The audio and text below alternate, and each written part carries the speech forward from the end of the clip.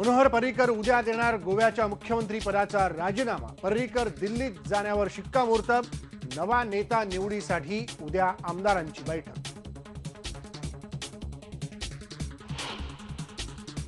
9 तारखेला शिवसेनेच्या विधिमंडळ पक्षाची बैठक आहे। त्यात शिवसेना पक्ष प्रमुख असतील, शिवसेनेचे सर्व नेते असतील आणि त्यात तो निर्णय घेतला जाईल।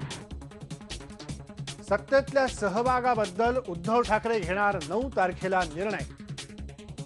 शिवसेनेवर कुठलाही दबाव नसल्याचं खासदार संजय राऊतांनी केलं स्पष्ट। पक्षाचे अध्यक्ष, पक्षनेते किंवा या राज्याचे माजी उपमुख्यमंत्री असतील किंवा पक्षाचे अध्यक्ष सुनील तटकरे असतील यांनी याचा निश्चितपणे त्या ठिकाणी गांभीर्याने विचार करावा।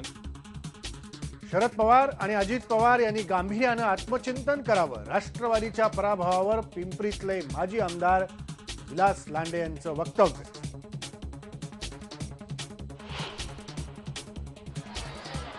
मुंबईतल्या विकास कामांमध्ये समन्वय साधण्यासाठी आता येणार सीईओ।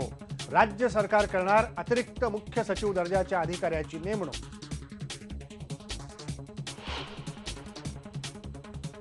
मुंबईकरांचे आता शनिवारीही होणार मेगा हाल। रविवार सोबतच शनिवारीही मेगा ब्लॉक। उद्या ठाणे ते कल्याण सकाळी 2 तास मेगा ब्लॉक।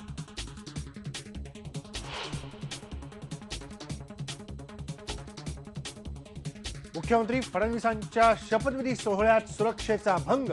हजारो पोलिसांची सुरक्षा धाब्यावर बसवत विना पास एका व्यक्तीनं चक्क स्टेजवर जात पंतप्रधानांसोबत काढले फोटो।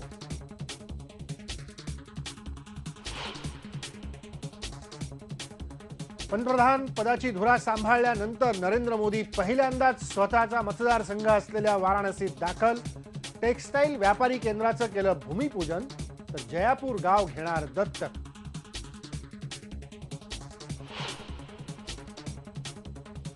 पुण्याजवळ लोणी काळभोरमध्ये बलात्काराची घटना घडलीच नाही। कौटुंबिक वादातून महिलेनं बनाव केल्याचं झालं पोलीस तपासात उघड।